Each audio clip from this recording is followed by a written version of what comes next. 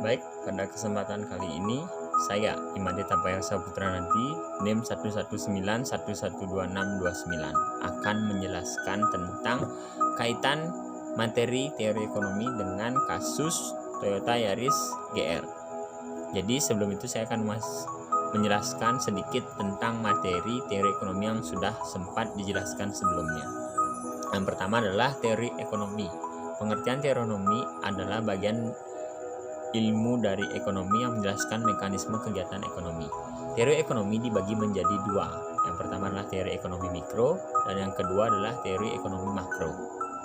Teori ekonomi mikro itu memiliki bahasan pokok tentang skup intern perusahaan. Ada 3 bahasan pokok yang meliputi kurva permintaan dan penawaran, hubungan antara perubahan upah, dan biaya untuk produksi barang atau jasa. Sedangkan pengertian tentang ekonomi makro adalah studi tentang ekonomi secara keseluruhan, artinya di luar pihak atau eksternal perusahaan. Ada 3 bahasan pokok yang dibahas dalam ekonomi makro. Yang pertama adalah penentuan tingkat kegiatan perekonomian negara, kebijakan pemerintah, dan pengeluaran agregat. Selanjutnya, pengertian tentang permintaan dan penawaran.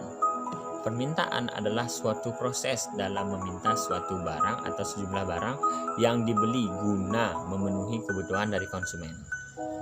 Sedangkan pengertian penawaran adalah banyaknya barang atau jasa yang tersedia dan dapat ditawarkan oleh produsen kepada konsumen pada setiap tingkat atau selama periode waktu tertentu. Penawaran dipengaruhi oleh beberapa faktor antara lain harga barang, tingkat teknologi, jumlah produsen di pasar, harga bahan baku, serta harapan, spekulasi, dan perkiraan. Selanjutnya kita akan memasuki kasus Toyota GR Yaris dan dikaitkan dengan teori ekonomi.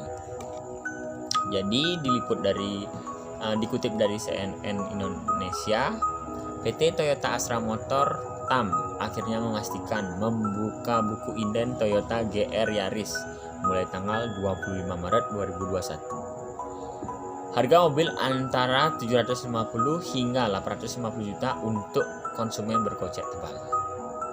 Dari kata Direktur Perusahaan TAM Anton Jimmy Suwandi mengatakan, harga 700 juta hingga 800 nantinya 25 Maret sudah bisa dipesan, kata Anton secara virtual pada Selasa 23 Maret. Menurut Anton, GR Yaris akan menjadi mobil koleksi di Indonesia di tengah tingginya animo penggemar terhadap mobil tersebut.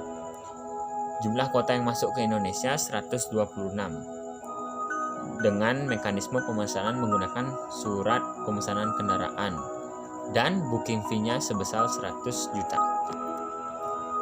Jadi Toyota Yaris ini memiliki banyak kelebihan di antara mobil-mobil lain dengan dilengkapi mesin 1600 cc dengan turbo G16E GSR bertenaga 257 horsepower.